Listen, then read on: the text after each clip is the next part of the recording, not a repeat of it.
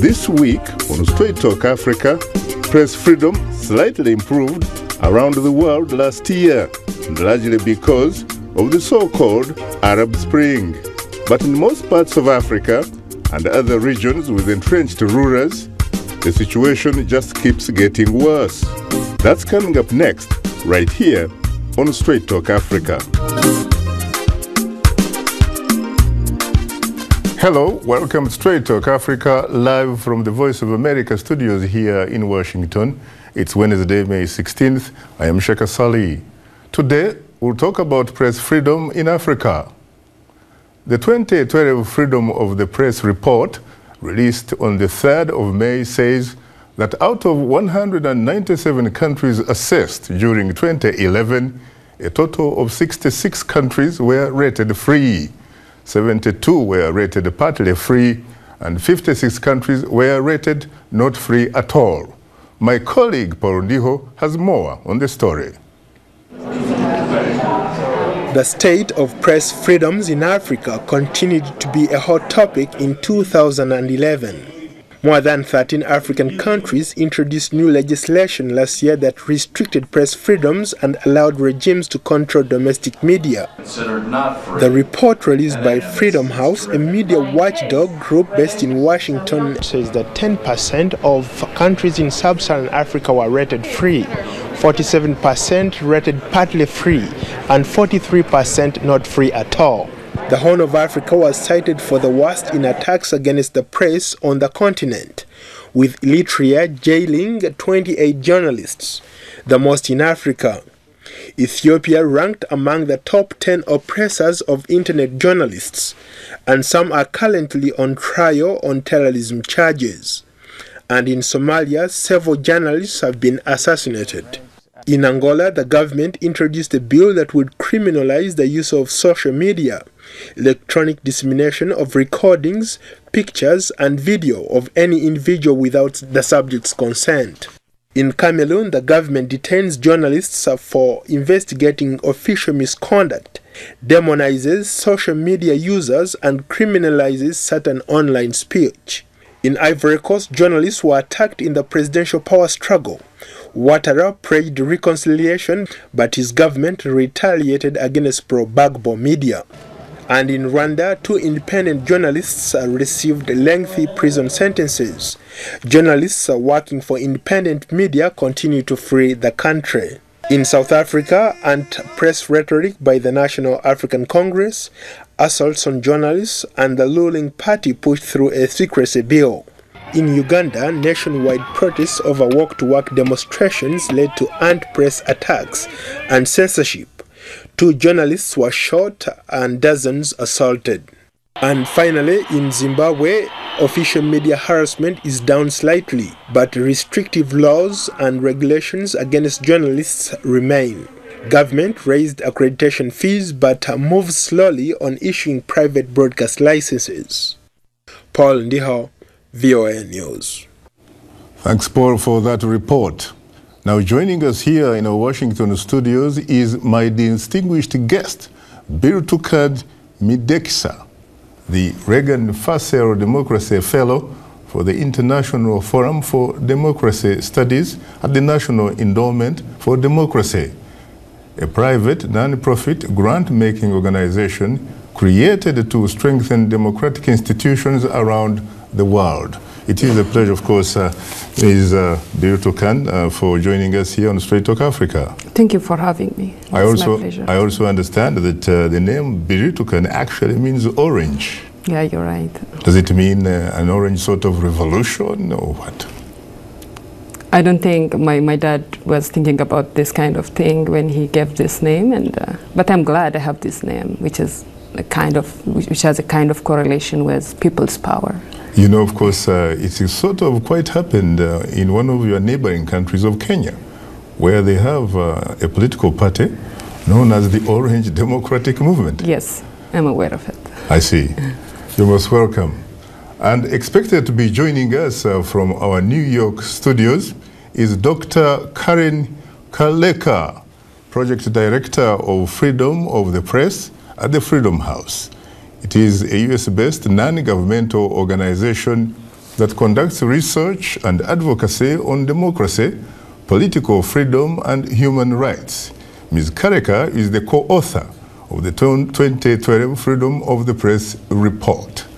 Good afternoon, Karen. Good afternoon. It's a pleasure to be here. Well, it's a pleasure, of course, being able to host you. And expected to be joining us later is Mohamed Keita, Advocacy Coordinator for Africa Program at the Committee to Protect Journalists, an independent and non-profit organization based in New York that promotes press freedom and defends the rights of journalists. Mr. Keita is expected to be joining us live via telephone link-up from here, the nation's capital. Thank you so much for, of course, joining us. Later in the program, we will give you, the audience, a chance to call and talk with our guests.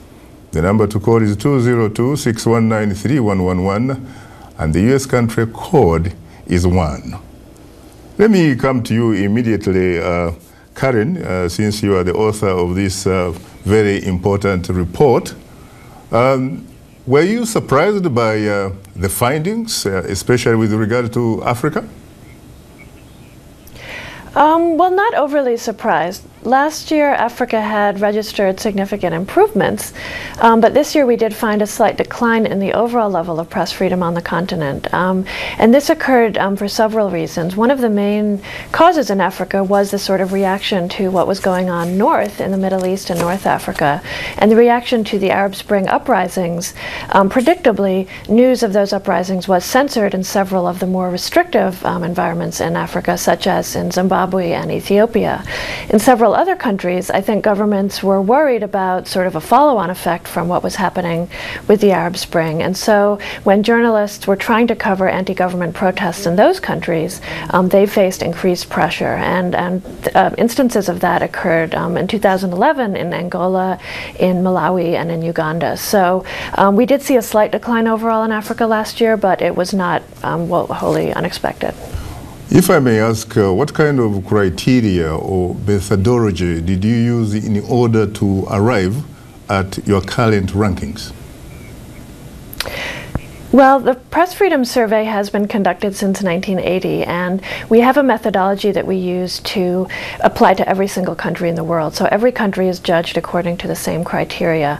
And what we really try to do is look at the entire enabling environment for media freedom. And we have a set of methodology questions which is divided into 3 basic categories. We look at the legal environment for press freedom, we look at the political environment, and we look at the economic environment. And based on the answers to those questions, we assign each country a numerical score, and then the rating of free, partly free, and not free. How long did this report take you to compile? Well, usually it's probably about 4 or 5 months. We have a set of analysts who are responsible for, doing the research, drafting the reports, and also drafting the scoring. And then we have a set of meetings where we bring together analysts, we have advisors, regional advisors, and also Freedom House staff, and we arrive at the rankings together. So some of our writers are based in countries in Africa, some are based in the US.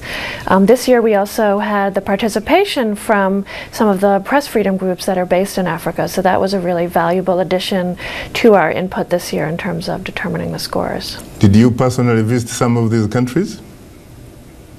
Yes, I was in South Africa last year, and as you know, South Africa is sort of one of the main countries on the continent, and a lot of the other governments, I think, look up to it as being a model for media freedom as well as for democracy in general. And there have been some worrying developments in South Africa over the last year or two, both with the introduction of the Protection of Information Bill as well as some other negative developments. And Freedom House is hoping actually to go to South Africa again this year to do a follow-up mission.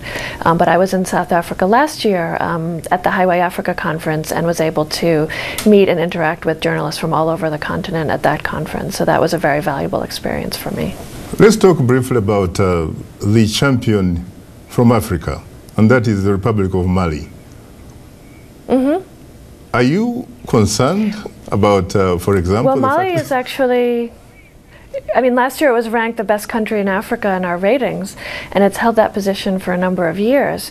And so this is, we're quite worried actually with what's happened in 2012, which is not accounted for in our rankings, which cover 2011.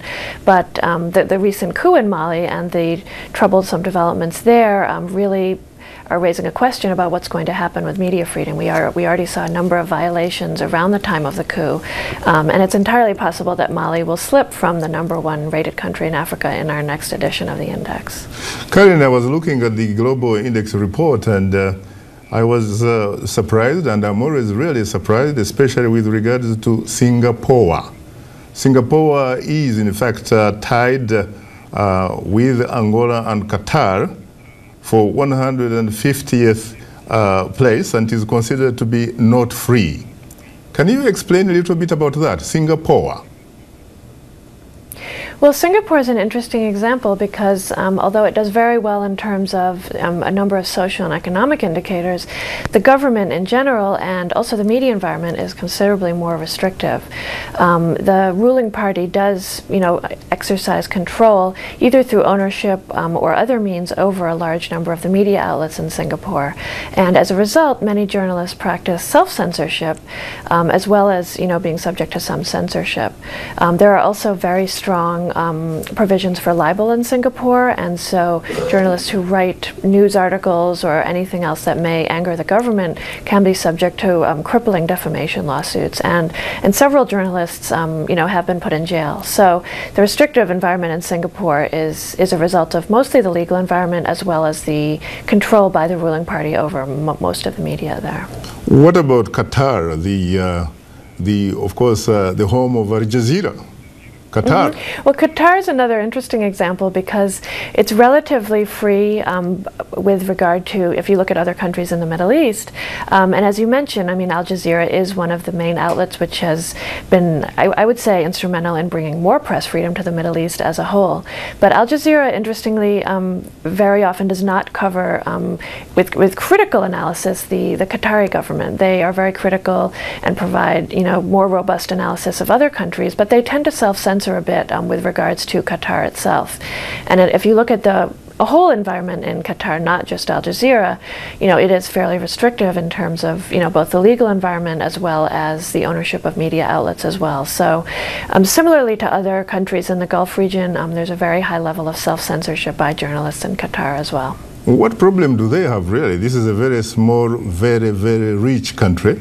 A country of about, I guess last time I checked, about 1.2 million people, and 700,000 happen to be foreigners. Every Qatari is supposed to be pretty much well off. Yes, I think they are in terms of economic indicators, but similarly to other countries in the Gulf region, they are ruled by a monarchical royal family, by a sultan, and they they have very limited levels of general freedom in general, and as well as press freedom. So it's a different model of politics than what you get elsewhere in the world. Would it be fair to say that if you were perhaps measuring service delivery, that both Singapore and Qatar would probably be world champions? Yes, definitely. I would say both of those countries do quite well in terms of issues of service delivery. But when you look at issues of both general political freedom as well as freedom of expression and media freedom, they do much worse. And I think some would argue that there may be a trade-off between the two, but I think it's not necessarily the case. There's no automatic correlation between the two. Would you say, would you agree with some who would say that service delivery and democracy may be mutually exclusive? I don't say that that's necessarily the case. You see in a number of countries, both poor and rich, that there is some service delivery in very free countries. Definitely when you look at countries in the North America, in Western Europe, in parts of the Caribbean and the Pacific, you do see service delivery in very free countries. So I don't necessarily think that there is an automatic correlation between the two. Both of those countries, Qatar and Singapore, are helped by the fact that they're also very small countries. They're as you said, very small populations, very small landmass. So in those countries as well, it is much easier to have service deliveries than in a country which is very big geographically or which has a very large population as well. So those two countries, I think, are very particular in terms of their geographical, size and the population. Before we pause for a short break, would like to remind you that Straight Talk Africa is on the social networking website, Facebook. Just put in the keyword Straight Talk Africa and become a fan and connect with other friends of the Voice of America. We'll be right back with you, so please don't go away. Freedom of the Press 2012 report. Free press in sub-Saharan Africa. Ranked first, Mali. Number 2, Cape Verde. 3, Ghana. 4, Mauritius, Sao Tome, and Principe. Partially free press in sub-Saharan Africa. Ranked 7th, Benin, South Africa. 9th, Botswana. 17th, Nigeria. 18th, Kenya. 23rd, Guinea-Bissau, Uganda. 25th, South Sudan. 26th, Liberia, Malawi, Zambia. Do you love music from Africa and the world?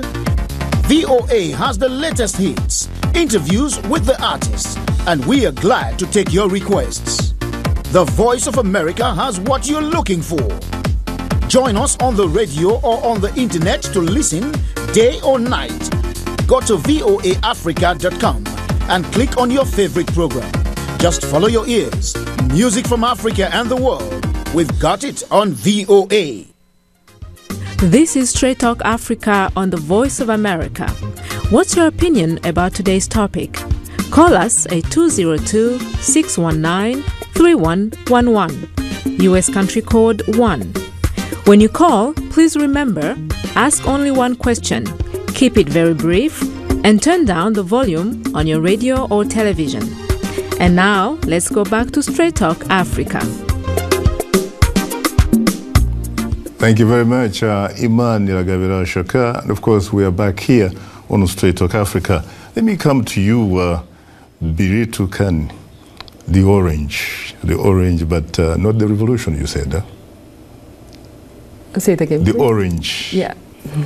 Yeah, out of about 94 countries, of which, by the way, Eritrea ranks among the last, really. Ethiopia and the Gambia happen to be tied for 175th. Are you surprised by that? Yeah, I'm not surprised at all. Why? Why? Because I know the approach and the thesis which is adopted by the Ethiopian regime probably for the last 2 decades, basically the ruler of my country, they never, embraced the notion of freedom of expression at all. Of course, when this regime toppled the military junta in 1991, freedom of the right to express yourself and freedom of the media, all those basic rights were recognized in our law. But in the law, but not in the practice. Oh, the practice was, basically everybody. Said politicians, journalists, civil society activists, all their lives was the life of persecution and harassment. So, of course, this scenario is getting worse and worse, especially after 2005 general elections, and after the incident of Arab Revolution, the Arab Spring. The paranoia of the regime is getting intensified. So this news didn't come to me as a surprise, but definitely it's a disgrace for Ethiopians and for its citizens, to have this ranking in terms of freedom of expression and freedom of the media. But is there a tradition or a history in recent Ethiopian history, a tradition of press freedom? We're talking about even those years under the great Emperor Haile Selassie. Actually, that is the irony, you know. Of course, Emperor Haile Selassie was explicit about, you know, about the rights of the individuals. It was obvious. It was obvious, you know, he was the emperor, and he believed that, you know, the regular citizens basically do not know how to rule their country, you know, how to be engaged in their, you know, in the public sphere. So he assumed he was the one to give, who have every right, you know, to give the leadership and to dictate the terms and the notions which should govern the public sphere. But, you know, to your surprise, especially during the student movement in 1960s and in 1970s, the actors of this movement were able to express themselves, you know, to express their even radical political views, which is basically, you know, Marxist-Leninist. So they had their own newspaper, and they were able to assemble, and they were able to have demonstration for years and years. Of course, that was limited to you know, to the corners of the university, especially Addis Ababa University, and so the activists of that time, you know, the revolutionaries of that time, including the prime minister, the current prime minister, you know, they are performing even in a very deteriorating way. You know, it's really a surprise. You think that they are probably worse than the emperor, who obviously you portray as having perhaps been a benevolent dictator, because once you are an emperor, it implies, frankly, that you have no citizens on your territory. You have subjects. Right. Yes. But in this particular case, you have a situation where you are being told that these people brought you democracy. And yet, there seems to be no democracy, because can there in fact be democracy without a free media, without an independent media, without the freedoms for people to express themselves freely?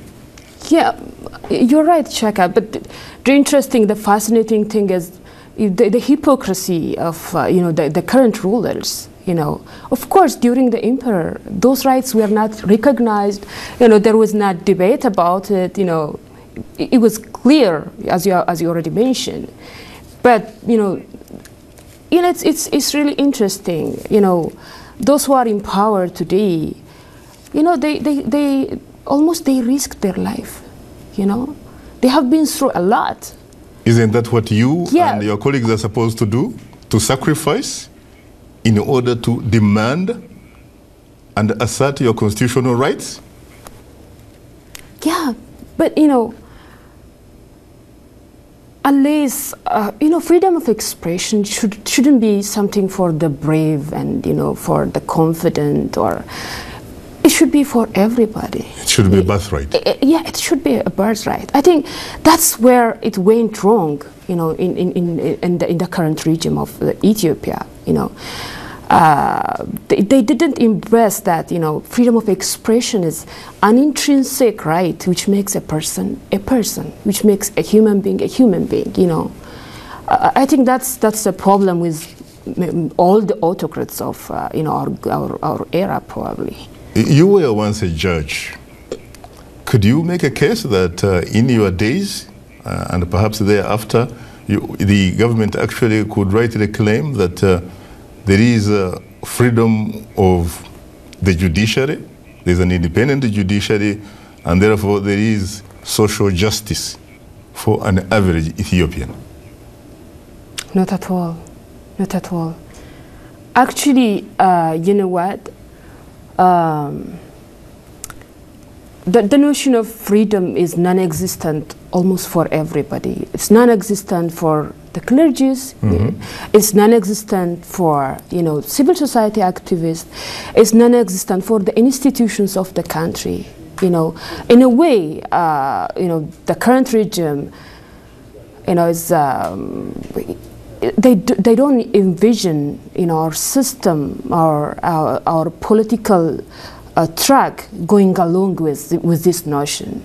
So You know, there is no point to state that there is an independence of the judiciary. You know, actually, you can look into the recent developments. You know, the court, it's sentencing journalists as terrorists, as simple as that. You know, if you take the case of Iskandar Nega, he is an awardee for PEN America, as you might heard about it. You know, he's accused for being engaged in terror, in act of terror.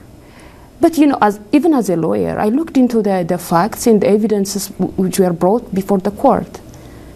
It was all about what he wrote. It was all about, for example, they tried to verify that he was trying to call out people for demonstration. That is terror. Where? Yeah, that's terror. Maybe in the minds of the rulers, you know, it's terrifying. In your particular case, you were a judge for about 6 years. Yes. Did you feel like you had the freedom to do your job the way you're supposed to do it professionally? And if you didn't, why did you stay on the bench? I fought for it, for my freedom, you know, to implement the laws of the country, to implement the constitutional principles. And it's in a way interesting, you know, how come a lawyer or a judge should fear every day that, you know, his or her professional career would be jeopardized at some point, you know, and even at sometimes I had to fear for my life, you know. I received, you know, calls from different people that I might die at some point, you know, even in the streets of the city, because of the decision I gave, because of the verdict I rendered. Tell us a bit about the decisions you made about a former defense minister who happened to be a very close buddy of Meles Zenawi. What happened? You found him basically innocent, correct? Basically, I grant his bail right, his constitutional right. Actually, I even entertained the case in the pre-trial stage, you know. The prosecution office, the federal police brought the case and asked the court to give time for investigating the corruption offense he's accused of, you know. But basically, they were not producing anything, you know, it was empty. To my surprise, even the officers who were, you know, doing the job, sometimes they just got confused whether they should relate his case with the case of the commercial bank owned by the government, or whether they should relate with some other activities which is related with, you know, a party-owned company called Effort. But were you in fact approached by agents of the state to tell you or to pressure you to call it in a certain way? Yeah. Yes? The pressure was there all the way, you know. And was that typical of almost everybody on the bench, among the judges? You know, the trend is set. You know, it's there in the environment. People, the judges know if they decide some politically sensitive case, you know, contrary to the interest of the government or the politicians, they know what's going to happen. But Meles Zenawi says we have democracy in Addis Ababa. We hold periodic elections every 5 years. People are free to choose who they want to govern them. Actually, you know what? This time around, the Prime Minister is apparently changing his narrative. You know, he's focusing on economic delivery and other things. Service delivery. Why? Why? You know, nobody is going to listen to that kind of, you know, report from the government with a track record of this type. You know, it was clear for everybody, for every actor, that the first and the last priority for this government is power, power, power. Well, a reminder that you are tuned into Straight Talk Africa. Today's topic, freedom of the press in Africa. If you wish to participate in our discussion, please call us at 202-619-3111. US country code is 1. We'll continue our discussion in a moment, so please don't go away. Freedom of the Press 2012 report. Not free press in sub-Saharan Africa. Ranked 29th, Central African Republic, Guinea. 31st, Madagascar. 32, Angola. 33, Cameroon. 34, Togo. 35th, Ivory Coast, Gabon. 37th, Burundi.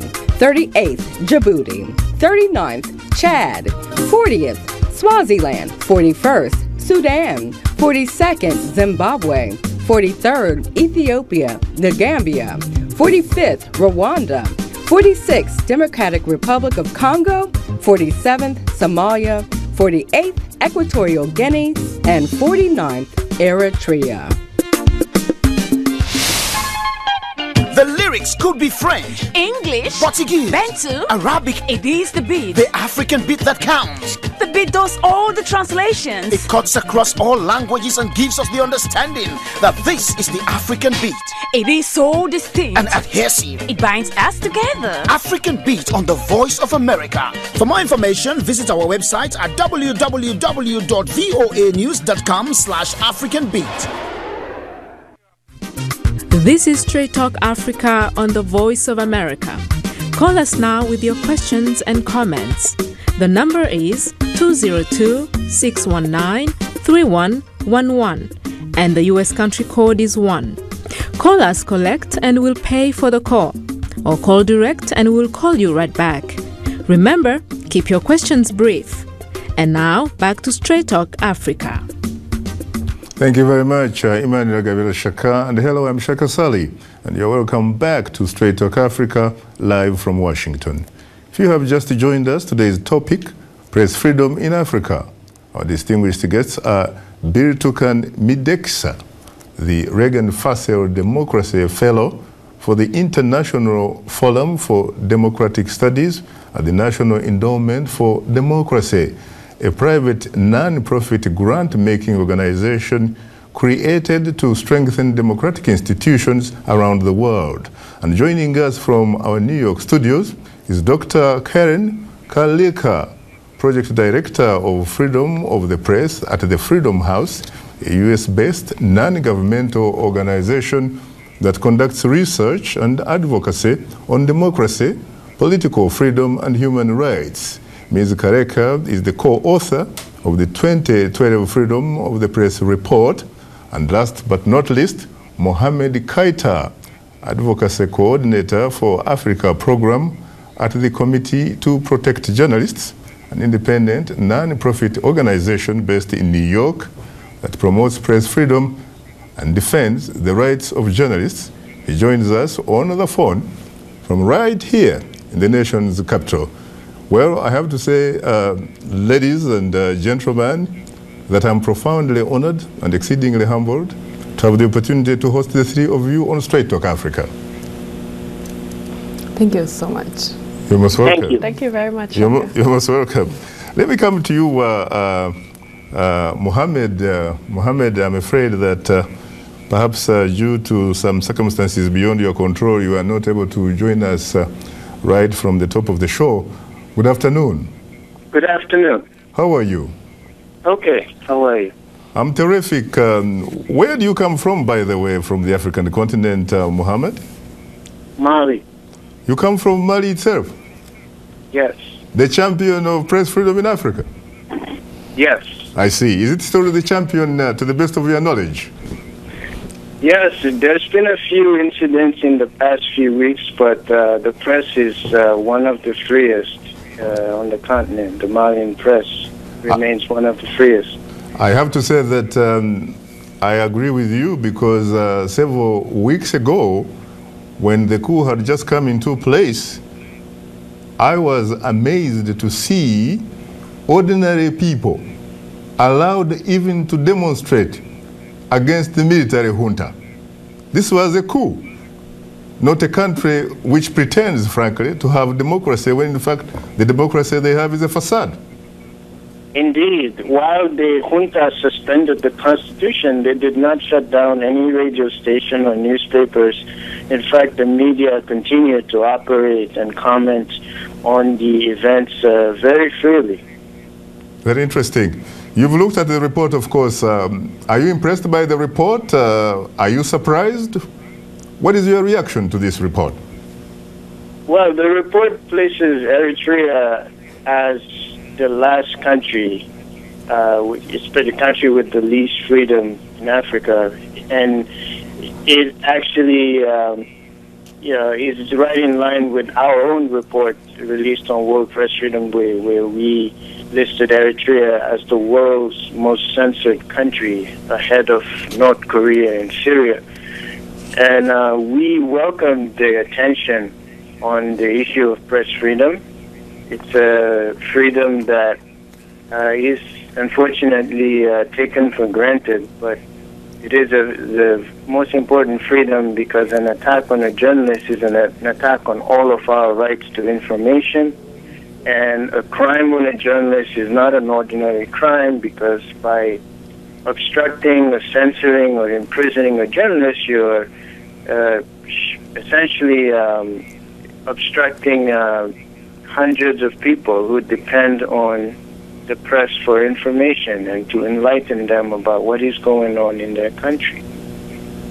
What is particularly unique about Eritrea, Muhammad? Because there are people, frankly, who feel that Eritrea, Ethiopia, the Gambia, DRC, Equatorial Guinea, and Ethiopia, and Rwanda, of course, and others would even wonder why Guinea-Bissau, for example, is characterized as not free, as partly free. Yeah, that is a reflection of the conditions in that country, where the leadership is not involved in throwing journalists in prison, or in Guinea-Bissau there are issues there, obviously, but the issues do not rise to the level of oppression that we see in these other places, like Equatorial Guinea or Ethiopia or Uganda or the Democratic Republic of the Congo. In many ways, it's a reflection of leadership, because violations against the press are really rule of law violations. I would venture to say that the overwhelming number of journalists that come to our attention, whose rights are violated, have legitimate cases in court. If they decided to sue their government for unlawful arrest, unlawful detention, or for just violating their rights. Now, let me come to you, Ms. Kareka. There are people who will say, well, at least Eritrea is,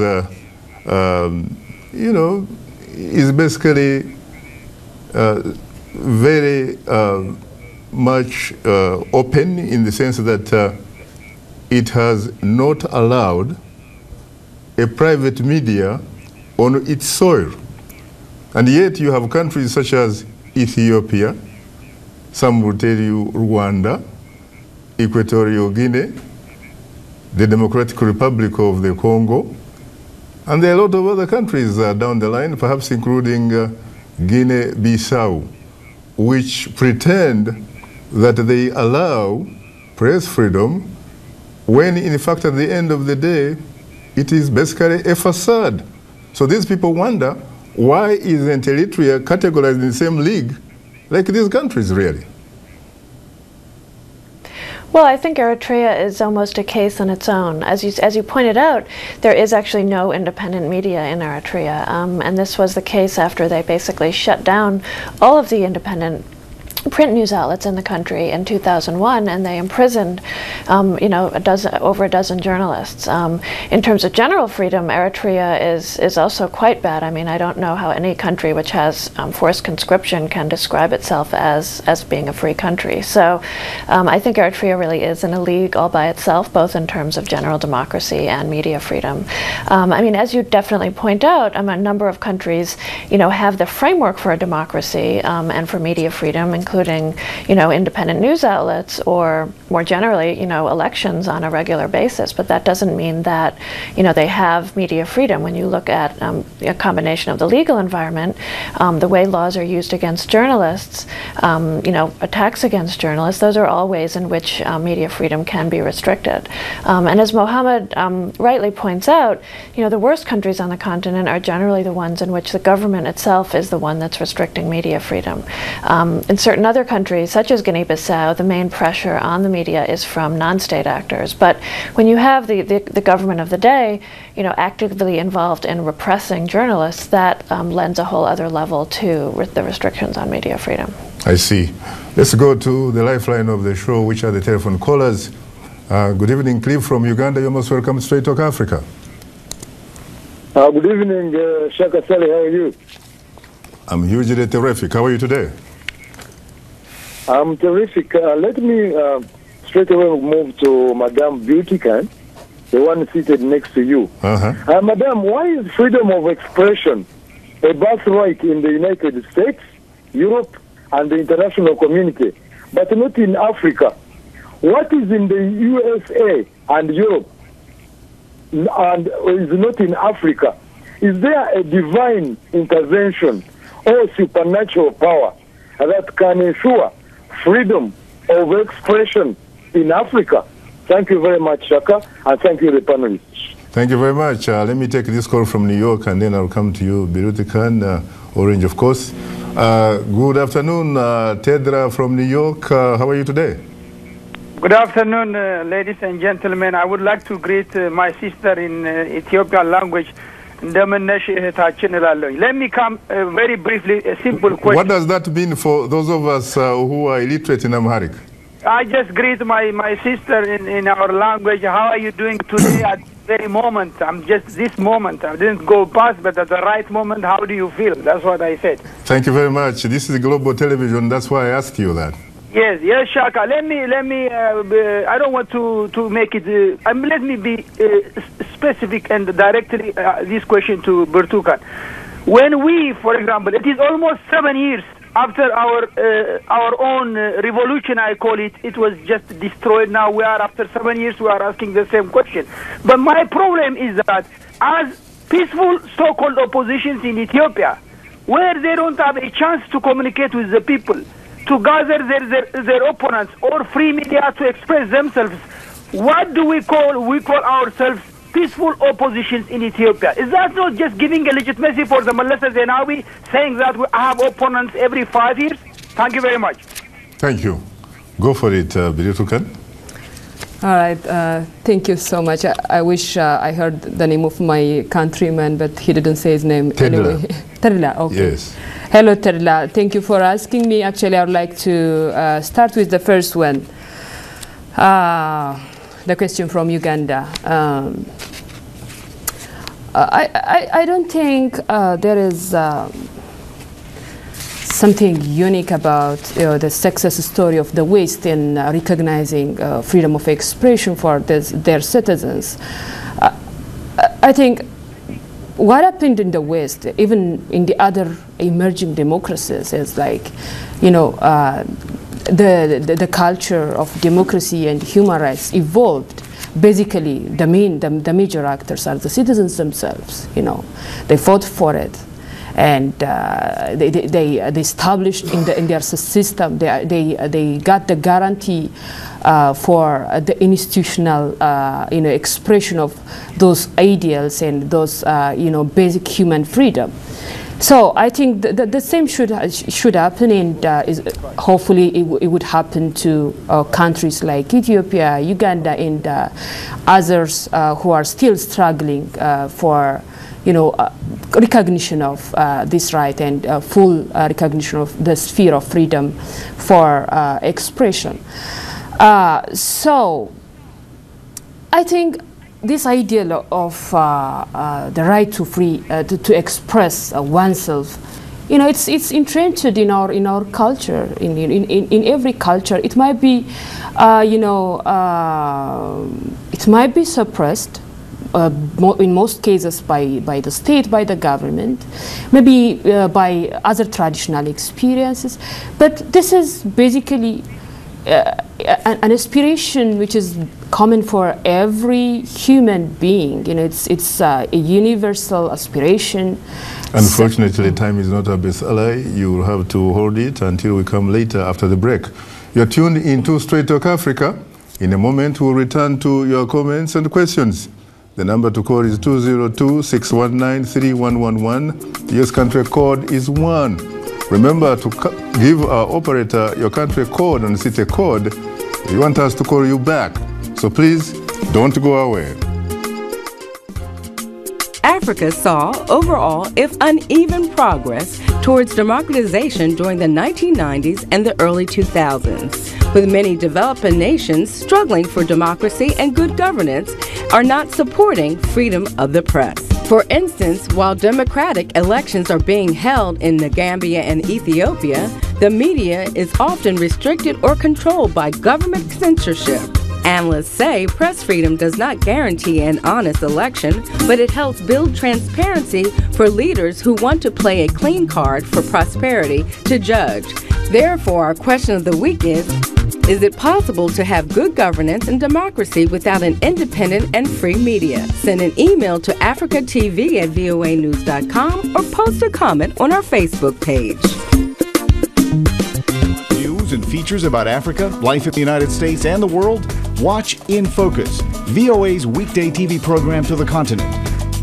A dedicated team of international journalists delivers stories you won't find anywhere else. Co-hosts Nimyake Mwakalyeye and Vincent McCory on the air and on the beat. Health correspondent Lenore Madu with news to keep you healthy. And there's Sunny Young and the sunny side of sports. In Focus, TV you don't want to miss. Did you like today's show? Write and tell us what you think, or give us some suggestions. And tell us on what station you tuned into. Here's our address: Straight Talk Africa, Voice of America, 330 Independence Avenue, Southwest, Washington, D.C., 20237, USA. Or send us an email at africatv@voanews.com. Log on to our website, www.voaafrica.com, or post your comments on Facebook, keyword Straight Talk Africa. Letter of the Week, Manwato Panayas, Straight Talk Africa Facebook fan from Zambia writes, people are not satisfied with the current political ideologies and the world with its geopolitics. It's steadily sliding into socialism and its sister ideology, communism. Communist China already has her economic influence on the African continent. President-elect Hollande might not change French economic and cultural influence in Africa, but definitely it will wake the spirit of Pan-Africanism, which was born in the matrix of socialism with Africa's founding fathers. Ideologies will always revolve. Who thought socialism would bounce back to the corridors of power in France? Thanks very much, Iman Nagabirashak, and of course, the Sadona herself. And thanks, Mangwato Penayas, for responding to last week's question of the week, when we asked, will the election of socialist François Hollande as the next president of France change the relationship between Paris and Francophone Africa? Welcome back to Straight Talk Africa, live from Washington on the Voice of America. Just a reminder, we would like to hear from you, so drop us a line at africatv@voanews.com, and maybe your letter can be read on air as our letter of the week. Our email address is africatv@voanews.com, or post your comment on our Facebook page. Just put in the keyword Straight Talk Africa. Also, you can find us on the web.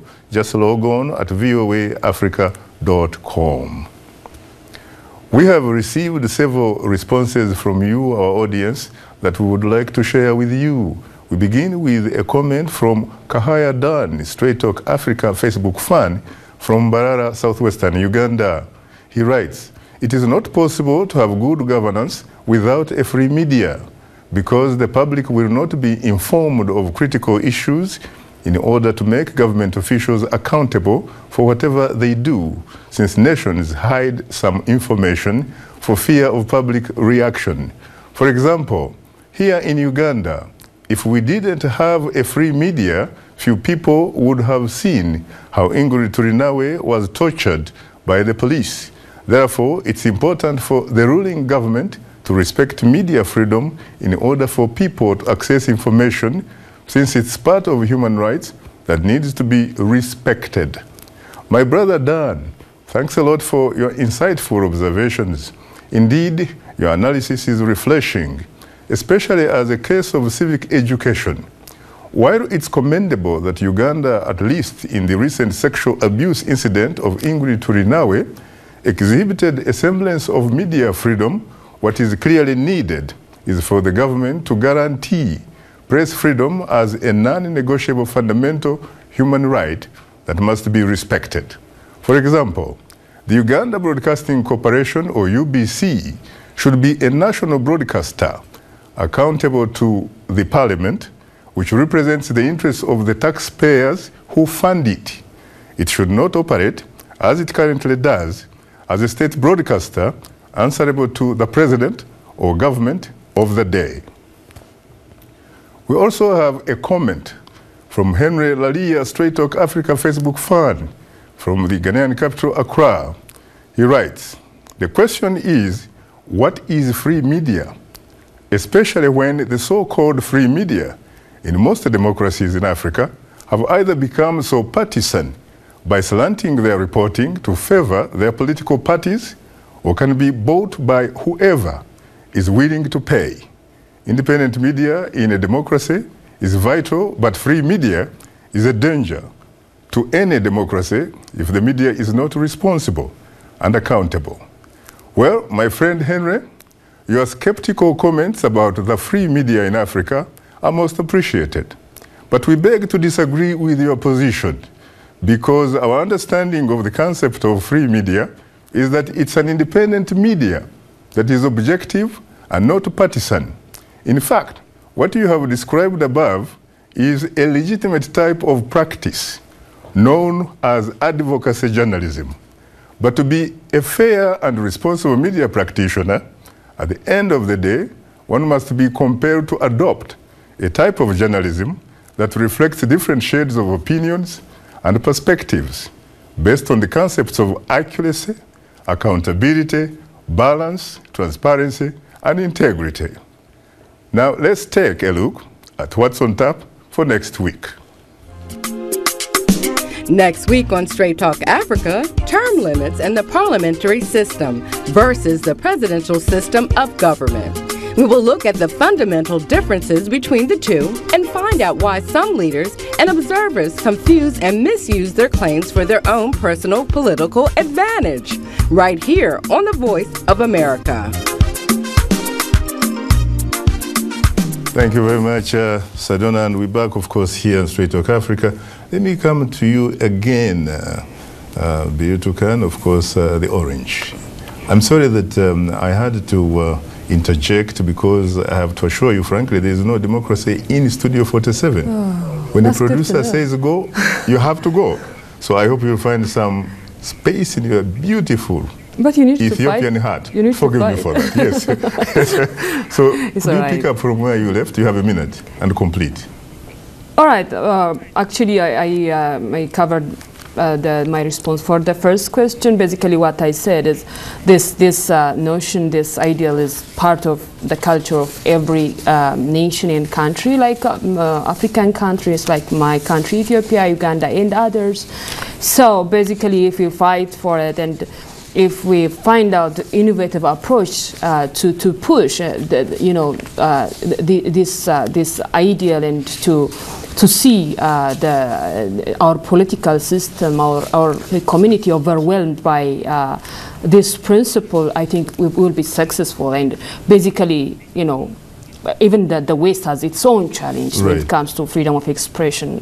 So if they were successful, there is nothing that can stop us. What about Tedla? Tedla says that you are legitimizing a dictatorship in Ethiopia by pretending, frankly, that you run certain opposition political parties.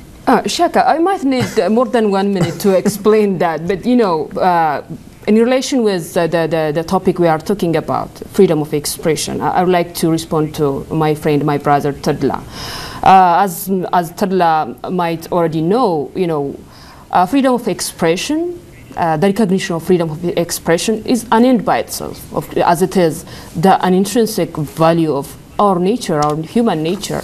But we need recognition of freedom of expression and protection of freedom of expression, you know, to develop democratic culture, you know, to bring everyone into public discourse, and to express divergent interests within the community. And you know, when we got the right recognized, and when we exercise it, and when we develop this culture, basically we will develop important values like tolerance and you know, mutual respect. So to go through this kind of evolution, you know, the peaceful context is, you know, the favorable one. That's my view. Let's take the last call. Good evening. Is it Marora in Uganda? You're most welcome to Straight Talk Africa. You have less than a minute. Thank you, Mr. Shaka. I'm calling from Kampala. And I was looking at the, grading of press freedom in Africa. That is Rwanda, positioning of Rwanda versus Congo. And I feel like Rwanda has been graded as of freedom unfairly, considering that the freedom of expression in Rwanda is dependent on the circumstances of that country. If for example, you look at Congo, Eastern Congo, without a single newspaper, and Rwanda with its history, there are some freedoms which might be detrimental to the security of that country as of issues to do with the 1994 to date circumstances of 1994. I see. Well, unfortunately, time is not our best ally.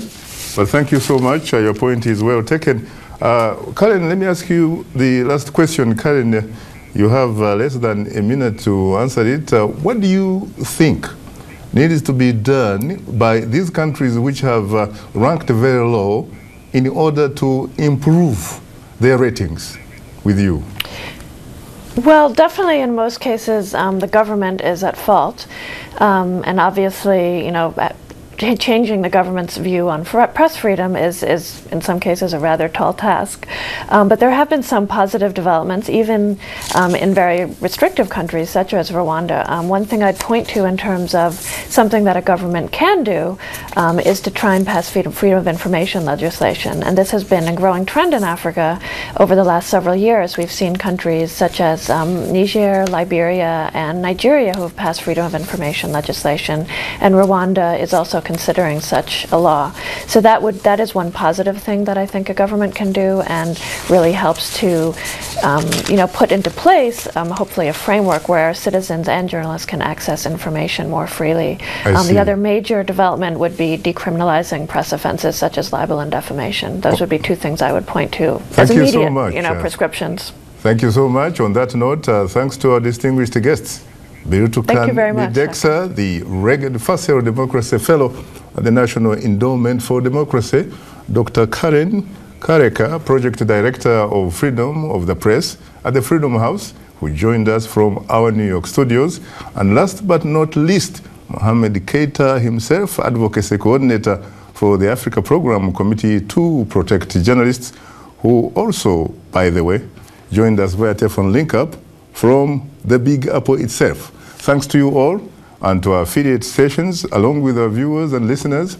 We thank you for tuning in. If you're listening to us on the Voice of America, Special English is coming up next.